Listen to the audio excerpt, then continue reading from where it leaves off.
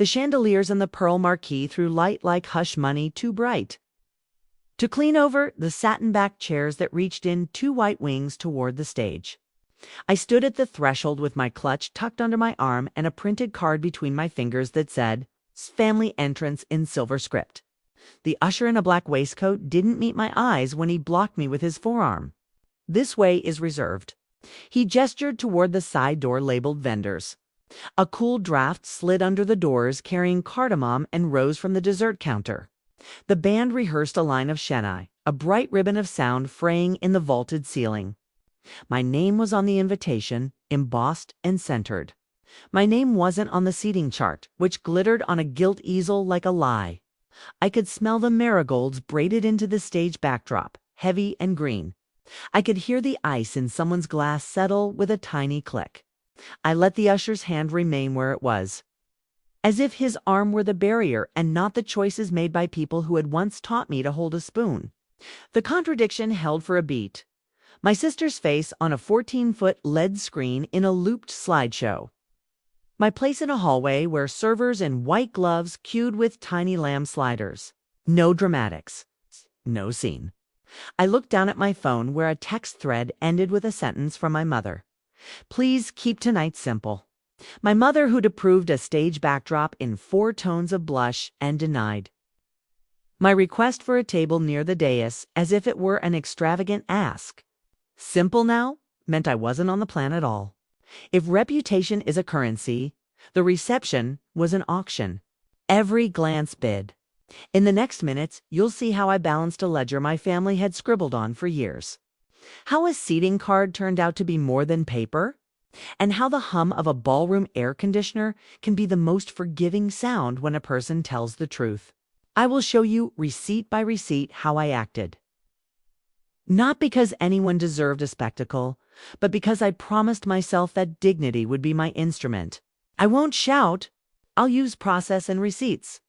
The usher softened when the venue manager, Mr. D'Souza, stepped from behind the curtain with a tablet. His cologne was cedar and something faintly metallic, like coins. He'd been kind to me during site visits and brisk with everyone else. "Ms. Rahman," he said, "let me sort this." He tapped the tablet with his stylus, and I caught the reflection of a spreadsheet no different in shape than the ones that have fed me for a decade. Columns. Rows. A currency column, right justified. "The family has provided a revised plan," he went on, eyes on the screen. "Your name is on the O sheet." His tone said this was a category that existed somewhere between compliment and quarantine. I watched my breath fog the edge of my phone screen and vanish. Behind him, the LED display flashed the couple's initials in gold with a monogram so baroque it looked like a padlock. From the main hall drifted the low thunder of guests settling, the scrape of chair legs like tides. The floor beneath my heels was polished to a black gleam. The door to the bridal room, a white door with a brass handle, was closed. A florist's clipboard leaned against it with a name scribbled on the top in blue ink. V. The initial grabbed my attention and wouldn't let go. V. It wasn't any vendor I knew. It wasn't a family member. It was a letter saved in my phone for months, attached to a contact who called only when a rule mattered. I let that initial plant itself in my mind like a corner bookmark. There was a second thing.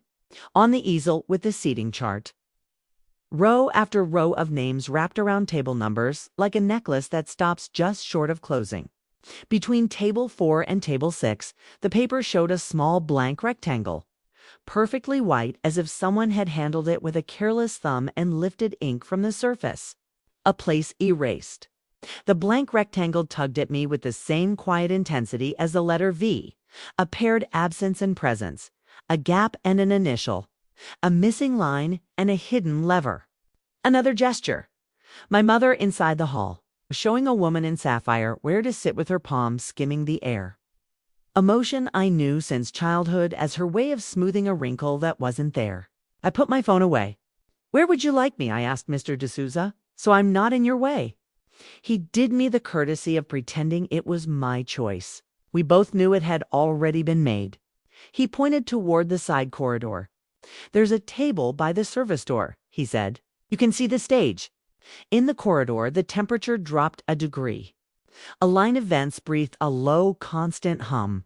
I could taste the cold like a coin on my tongue. A waiter carried a tray past me, the closed lids reflecting the ceiling like tiny suns. I took the table. I set my clutch down and slid the seating card inside it. I counted 3 breaths. Then I stood and I went to work. I'm a forensic accountant and operations lead at a payment processor in Karachi. I count things people would rather keep foggy. What I lack in charm, I make up in time-stomp discipline. My sister Sarah is a glamorous chaos magnet, graceful even when asking for money.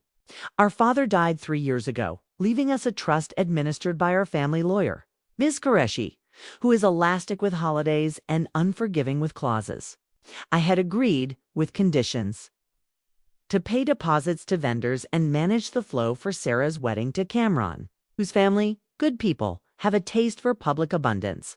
The conditions were simple: transparency of contracts, dual signatures on transfer authorizations, and all vendor payments routed through a dedicated sub-account that I would reconcile nightly until closing.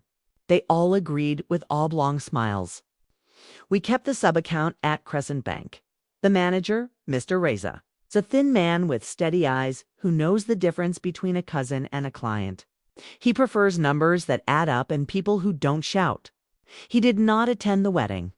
He would nonetheless be on stage. When Sarah first tried on the gold thread work for her Mendy dress, we were alone in a boutique that smelled of starch and jasmine. "Promise me it will be simple," she'd said then, pinning a strand of hair behind her ear while I scrolled through the quote on my phone. "Simple is a budget with a behave button," I'd said, dry as I get when very tired. She had laughed, not unkind. Later, she forwarded me an email from a planner named Nadia. The subject line read, "Revised Stage Grant Option." I tagged it with a yellow star and filed it in a folder named Wedding Scope Creep. There was a contract with the venue, signed by Sarah and me. There was a separate, nearly identical contract with a rider for LED panels signed by my mother alone. There were wire confirmations from the sub-account. There was a PDF logger that stamped each vendor invoice I received with the date, the time, and the originating IP. I saved them all, quiet sparks in a dry room. I also saved screenshots of text threads phrases that sounded scripted, like "We will honor your marginal request and please keep tonight simple," which used simple as a blade. There were incidents before the seating plan dissolved me. A florist invoice grew by 30% with last-minute custom garlands. A line item that turned out to be 2 strings of orchids draped around the dessert table like a verdict. There was an express fee paid to the band that the bandleader denied and returned in cash, neatly rubber-banded in a white envelope. I recorded the serial numbers before depositing them. Kamran's uncle insisted that the entrance should be like a movie, which translated to pyrotechnics. I vetoed the pyrotechnics with a copy of the venue's fire code policy, countersigned by Mr. D'Souza and stamped in blue ink, and instead approved a bank of cold sparklers once I had in hand the manufacturer's compliance certificate, notarized, the things we do to keep the room from burning. If you've ever lived in the space between competence and being liked, you know how quietly resentment grows in that gap. In the days before the wedding, I noticed a pattern in the transfer logs. Small payments were being split over 2 days to avoid a threshold that would ping my automated alerts. The amounts themselves were clean $45,000 here, $90,000 there, but the vendor accounts were unfamiliar. A catering line item called service support went to a payee named Pearl Logistics, with no website and a phone that forwarded to an answering service. When I tracked its registration, I found it had been set up 9 weeks ago with a registered agent, Venture Services. When I ran a deeper pull, I found who owned Venture. I didn't act then. I printed, I filed, I waited. On the morning of the reception, the seating chart draft came to my inbox as a PDF. I was assigned to table 3 with my mother, Sarah, and Cameron's parents. It was, as my mother texted, simple. At 4:17 p.m., a second draft arrived. I was not on it. My name had been replaced by guest relation. At 4:19 p.m., I received a WhatsApp message from my mother. "Please keep tonight simple." At 4:22 p.m., I forwarded the second draft to myself and to my personal archive, tagging it with a rule I'd set months ago that assigned the label family edits red flag. The rule had been idle until that moment. At 4:35 p.m., I called Ms. Qureshi. "I want to confirm the language in Clause 9, I said. She didn't ask why.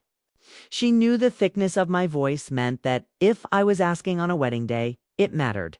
Clause 9 of our Trust's Family Event Disbursement Amendment reads, "The appointed manager of funds shall retain custodial discretion over disbursements and may suspend, reverse, or freeze pending transfers. In the event of material deviation from approved plans or risk to fiduciary integrity, subject to same-day notification to beneficiaries." We'd added the clause after a cousin's engagement turned into a 3-day cash hemorrhage on a farm outside Hyderabad. Everyone signed it because they were tired. Nobody remembered it because they didn't expect me to use it. "Do you need me to be reachable tonight?" Ms. Qureshi asked. "Keep your phone on," I said. "We won't shout." I could have made a scene at the door. Instead, I took the colder corridor seat and opened my laptop. The hall light flickered briefly while a technician adjusted the dimmer breathing light before the reveal. The smell of perfume, gardenia, and something sugary settled in a layer over the air like a veil. The Chennai fell silent as the band took their cue to begin the slow procession music. Laughter swelled like a tide. I logged into the Crescent Bank portal. Two-factor pinged my phone. My fingers remembered the arc of this work better than they remembered my own handwriting. I navigated to the wedding sub-account, ending in 4,421. The page loaded. Balances lined up neatly like soldiers in a parade. Pending transfers: 6. Beneficiaries: Pearl Logistics, Nadia Events, a sound company, and new AR Family Reserve. I clicked AR Family Reserve. The masked account number rang like a tiny bell in my head. I recognized the pattern as my mother's personal account's shadow. A structure I'd insisted she not blur with trust funds. She had instead named something similar and was moving under the light instead of through it. I toggled to administrative actions. The bank let me set a temporary freeze code that required dual authentication. I authorized the freeze under Clause 9 and added text in the internal note field. Material deviation beneficiary exclusion from seating pending dispute. I escalated a notification to Mr. Raza under priority, which for our relationship means he reads it between sips of tea. I attached the seating chart PDF version 2 and the earlier version 1. Then I sent 2 messages. The first was to a contact saved under the letter V in my phone. That initial guarded a person whose name I didn't write out because discretion keeps some friendships alive. V is a senior compliance officer at a payment network. She has a nurse's patience and a scalpel's edge. My message to her was simple. Need an audit trail pulled on Pearl Logistics and Venture Services. Merchant IDs attached. Flag tonight's activity. Alert only me and Raza. I attached the IDs. The second message was to Mr. D'Souza. Could you please send me the final signed venue contract and any writers today? He replied with a PDF in less than a minute, as if he'd anticipated the ask. The writer with the LED panels was countersigned by my mother and Nadia at 12:11 a.m. the night before. I tagged it. I opened my photo app and took a quick, tight shot of the blank rectangle on the seating chart easel. A missing name is a presence. Let it sit. The bridal entrance began. The lights dropped to a honeyed dim. The air cooled. I felt it on the inside of my wrist like a glass pressed there. The MC's voice warmed the room. And the doors opened on a bloom of Zappa drummers who beat a measured heartbeat into the tiles. Sarah took her first step into the hall on Cameron's arm. Her dupatta, a raining sheet of beaded light. For a second, I couldn't breathe. She is my sister, and even in the accounting of harm, love doesn't disappear. I stood where I stood. I clapped with the rest. Someone's hairspray smelled like apples. My mother smiled with her whole face at the crowd, the way she smiles when a table looks full. The server's passage beside me brushed my sleeve. "Do you need anything, madam?" he asked low. He had kind eyes. "Water," I said. When he returned with it, I took one sip. Then I sent the freeze. Bank systems don't dramatize themselves. They update. The pending transfers to Pearl Logistics, Nadia events. An AR family reserve flipped from scheduled to suspended. Timestamp 19 hours 42 minutes and 9 seconds. I don't text with exclamation points. I CC'd no one extraneous. I documented and I breathed, and the hall roared at the couple's first turn under the chandeliers. I didn't plan a confrontation. I planned a reckoning. It would happen as a side effect. The way math happens when you count correctly. Still, I rehearsed in my head the one line I promised I would not swallow, a line I would say softly so it would land louder. Seems I'm not family then? On the way to the dessert table, my mother saw me. Surprise did a small, quick thing in her eyes, like a flash of mercury. She straightened her shawl. "You look very nice," she said. "I thought you would sit with Nadia to manage the schedule from there." Her voice was smooth, the register she uses when friends are listening. "The schedule is managing itself," I said. I kept my tone neutral and my volume low, the way one speaks in galleries and vaults. "Congratulations on the LED rider," I added. "It's dramatic." She understood then that I had the document. Her chin lifted.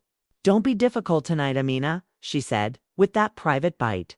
"It's Sarah's night." "It is," I agreed, "and we will keep it simple." She heard it. The way you hear your own phrase come back stamped. On stage, the MC was inviting toasts. Kamran's uncle began with a story about a mango tree. Laughter moved through the room like a warm wind. Behind the stage, a man in a gray suit spoke urgently into a headset.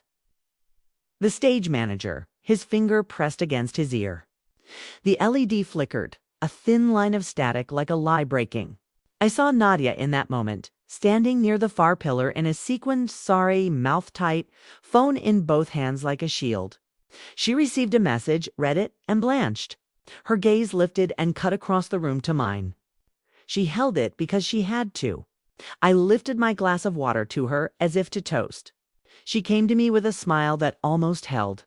"There seems to be a small issue with some of the vendor payments," she said through her teeth, like we were discussing a misplaced boutonniere. "A bank thing. They're asking for a verification." "We'll verify," I said. "Please step into the atrium." The atrium was cooler by 3 degrees and smelled faintly of floor polish, sharp and citrus. The noise from the hall muffled against the glass. Nadia began with speed. "The bank is blocking 3 transfers," she said. "And the LED screen company is refusing to keep the background on unless I pay the balance now." "I can pay it and be reimbursed. You won't," I said. "You'll receive a revised payment schedule executed tomorrow after we reconcile." I let the following words be very clear because clarity is a kind of kindness. The transfers were frozen under Clause 9 for material deviations specifically.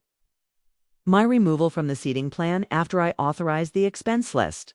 She inhaled as if the room had lost air. "It was a mistake," she said quickly. "We had to make space for Kamran's cousins, and your mother said, 'I know what my mother said.'" I said, "I also have a duty to a trust that bears our father's name. Tonight, we're going to honor both." The door opened behind us, and the venue manager stepped in with 2 men I recognized.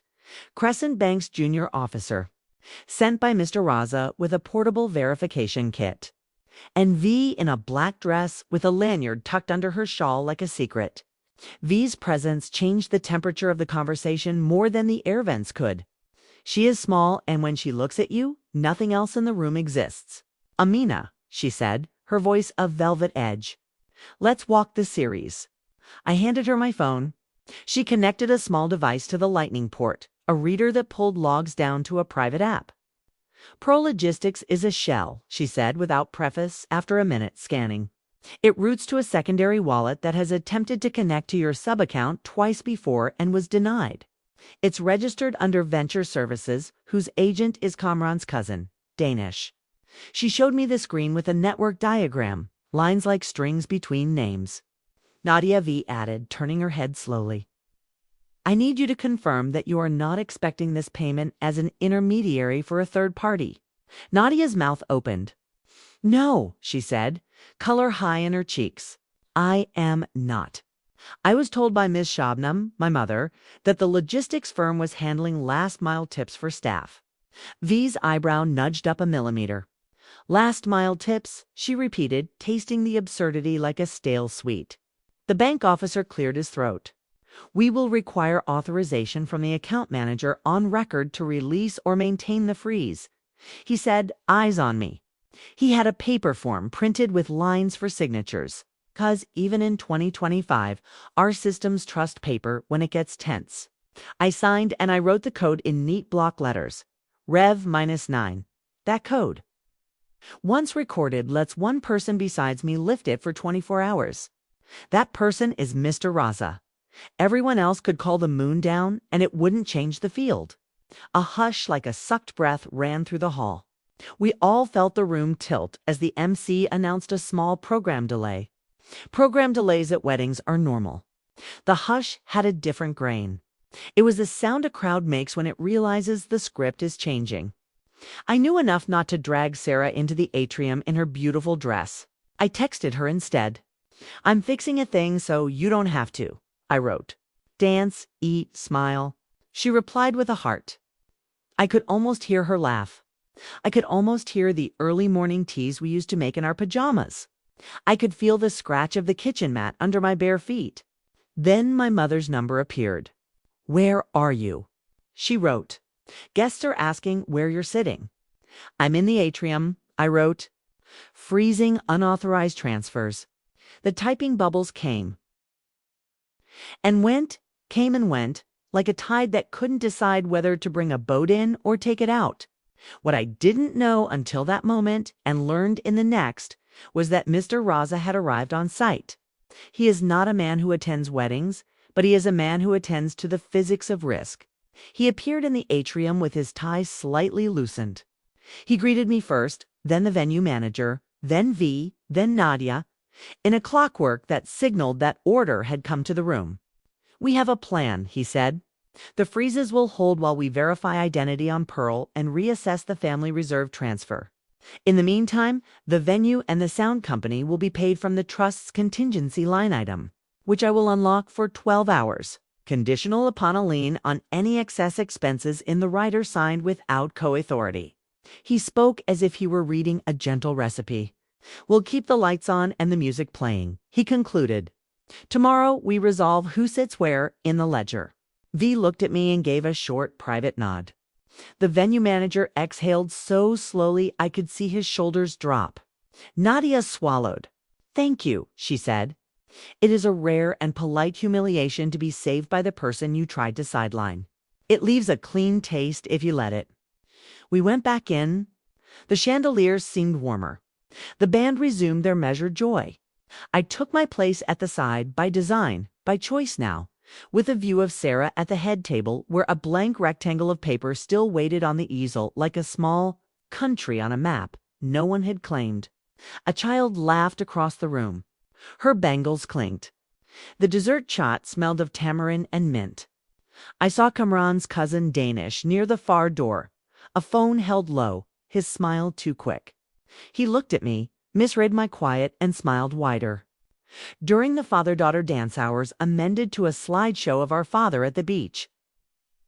Hair blown wild by the sea breeze, my hand in his, my mother came to my side.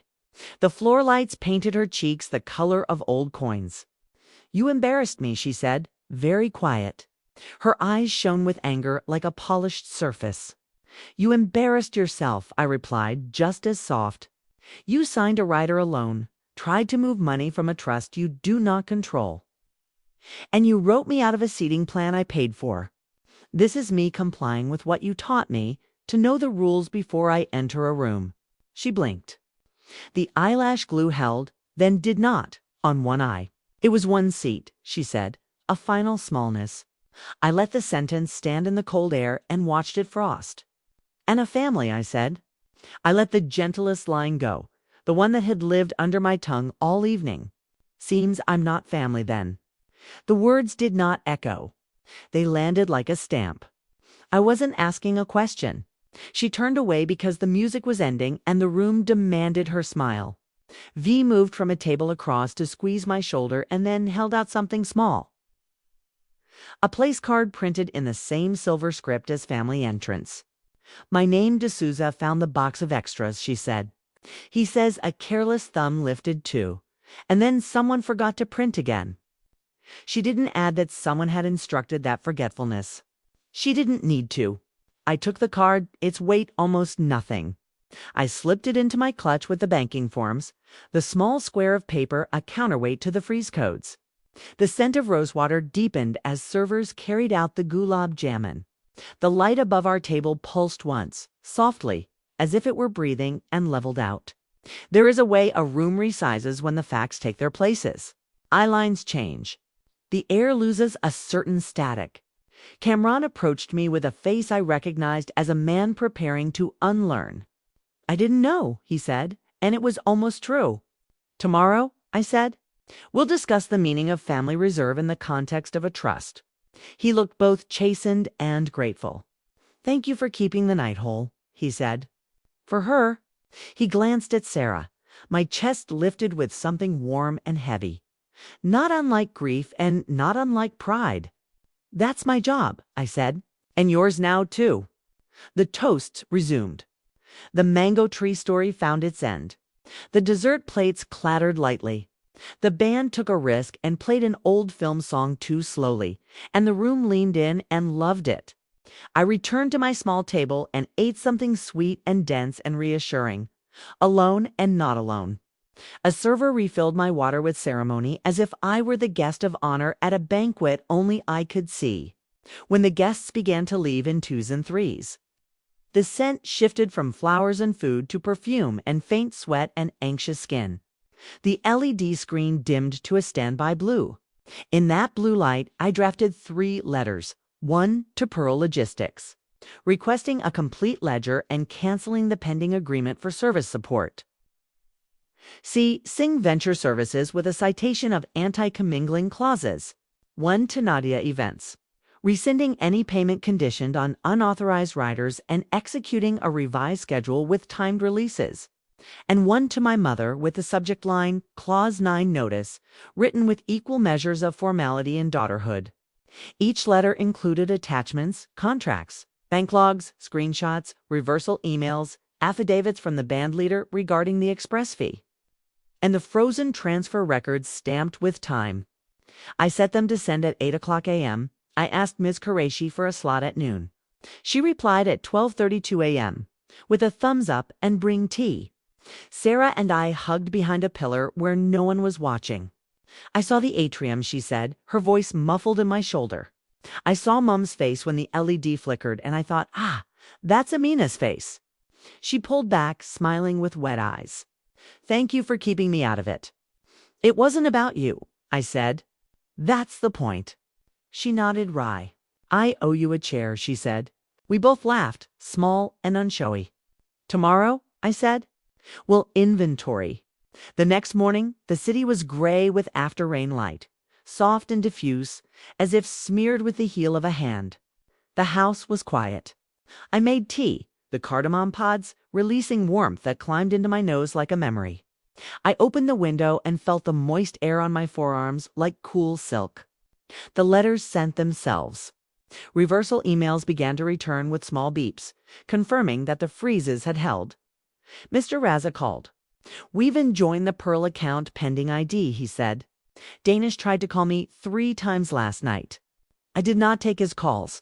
His tone had the faint relish of a man who likes his work. The family reserve transfer is voided, he added. We'll have a talk with your mother about naming things responsibly. He did not say again, but it hung in the air like a chime. At noon, in Ms. Qureshi's office that smelled always of old paper and lemon cleaner. We executed a letter to the trust's beneficiaries, recording the freeze, the deviations, and the corrective actions. We notarized our signatures. We certified the attachments. We witnessed each other. We countersigned the clause that allowed me to revoke any unauthorized agreements retroactively. It was a ballet in ink, and I am most myself in those steps. My mother came at 2 with a face like a shield. She brought my old birth certificate by mistake, a gesture as transparent as pressed glass. I wanted to see if you would still come, she said, brittle. I always come, I said. The difference is that now I bring a ledger. We spoke politely for 29 minutes. We did not resolve love. We recorded responsibility. That is a kind of mercy we do not teach. Over the next days, the ripples spread. Nadia sent a written apology and an invoice reduced by the exact amount of the LED rider. She attached a screenshot of a message from my mother asking her to do what's needed and I'll handle Amina, which we printed and filed. The venue adopted a new policy that all riders required co-signature if original contracts had dual authority. They sent me a thank you box of pastries with a note that read, "Process is romance." Pearl Logistics, when asked for an audit trail, evaporated. Venture Services withdrew their filing from the corporate registry 3 days later. Danish posted vacation photos from Dubai with captions about new beginnings. Cameron returned the gifts his cousin had given him with a short note stamped with words like integrity and friendship. Mr. Raza held a training for his junior officers on event account controls and used, without names, our case as a teaching story. I attended and took notes. We like to scale our clarity. At home, the air was lighter. Sarah came by in her softest tracksuit with her hair scraped into a bun, and we made tea on the cooled stove. She laughed about how the band leader had become a folk hero on social media for refusing the express fee after someone, not me, posted anonymously about the band that returned cash.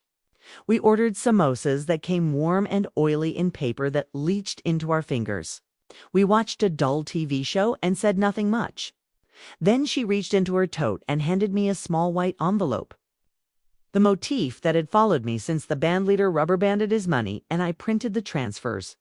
Inside was a seating card, identical to the one V had found, with my name in silver script and the table number 3. On the back, in Sarah's slanted hand, she had written, "Seat reserved always." I could smell the ink. I could feel the indent of her pen on the paper when I ran my thumb across it.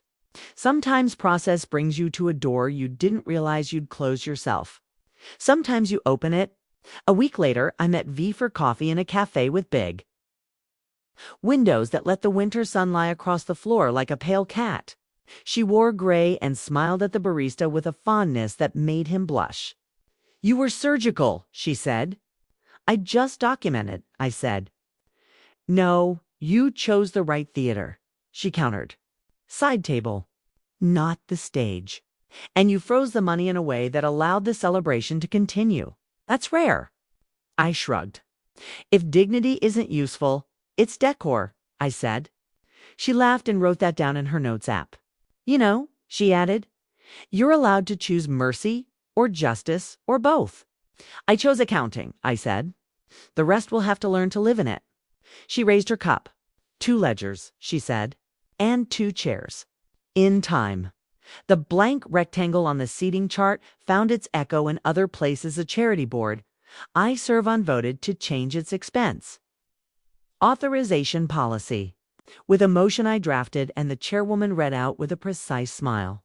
An aunt called to check in and stayed on the line 5 minutes longer than necessary, which in our family counts as contrition. A neighborhood teen I'd tutored in spreadsheets messaged to tell me he got an internship in an accounts office and wanted to learn about reconciling supplier statements. We met at the library. He learned to love the click of balanced columns. He sat straighter as the numbers lined up. The room resized. When I think back to the cold draft under the ballroom doors and the smell of cardamom and rose and the way the air conditioner hummed like a forgiving God, I remembered 2 micro mysteries and how they taught me, again, that not all gaps are empty. A missing name on a chart. A letter on a clipboard. A place where I should have been and wasn't. A person who stands quietly at the edge of a room and decides, without shouting, that a promise has weight.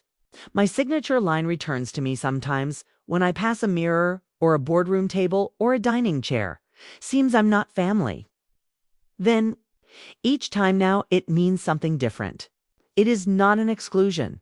It is an accounting entry. It is a way to record where love sits, where respect sits, where I sit.